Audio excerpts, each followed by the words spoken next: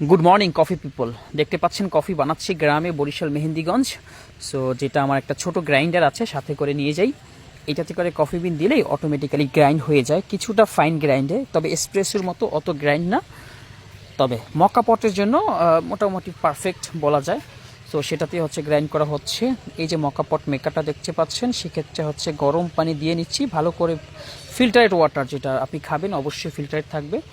দেন যে এই যে ফিল্টারটা থাকে সেখানে হচ্ছে আপনার কফি বিনটাকে মানে কফি গুঁড়োটাকে দিয়ে দিলাম একটু সমান্তরালভাবে যতটুকু আদে। এখানে 6 থেকে 7 গ্রামের বেশি ধরে না।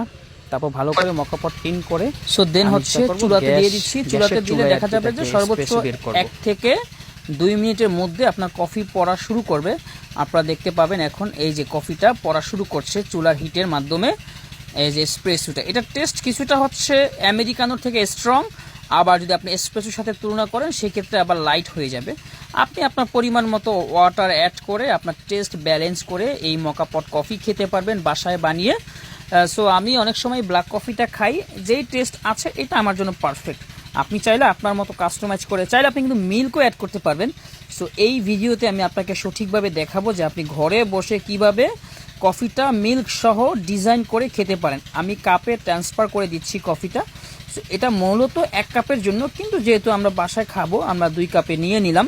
দেন আমরা খাঁটি গরুর দুধ, যেটাকে লোকাল গরুর দুধ বলা হয়, সেটা দিচ্ছি। অনেকে বলে যে গরুর দুধ দিয়ে ডিজাইন করা যায় না, তাদের জন্য মূলত এই ভিডিওটা। এই যে ফ্রেঞ্চ প্রেস, এই কফি মেকারটা ফ্রেঞ্চ প্রেসের মধ্যে মিল্কটা অ্যাড করে দিলাম। জাস্ট 10 থেকে 12 বার প্রেস করলে আপনাকে দেখবেন যে কি সুন্দর ব্যালেন্স ফোম হয়ে যাবে লাতের জন্য। আমার কাছে তো মিল্ক পিচার নেই, আমি কিভাবে ডিজাইন করব, তাই আমি একটা প্লাস্টিকের বোতলে মিল্কটাকে ট্রান্সফার করে নিলাম। দেন এই যে দেখতে পাচ্ছেন যে আমি ডিজাইন শুরু করে দিলাম, লাটে বানাচ্ছি আর কি। আপনি দেখতে পাচ্ছেন ফোমটা কিন্তু পারফেক্ট লাটের মতো হয়েছে। সো এইভাবে করে আপনি বাসায় বসে খুব সুন্দরভাবে মকা পট দিয়ে কফি বানিয়ে ক্রিম একদম ক্যাফের মতো বানিয়ে খেতে পারবেন। সো হোপ আপনি এই ভিডিও থেকে কিছুটা হলেও আপনি ইনফরমেশন পেয়েছেন। আর যদি আপনার ভালো লাগে এই ভিডিওটা, আপনি আমার সঙ্গে লাইক কমেন্ট কিংবা শেয়ার করে আপনি দেখতে পারেন, আপনার কাছে সেভ করে রাখতে পারেন।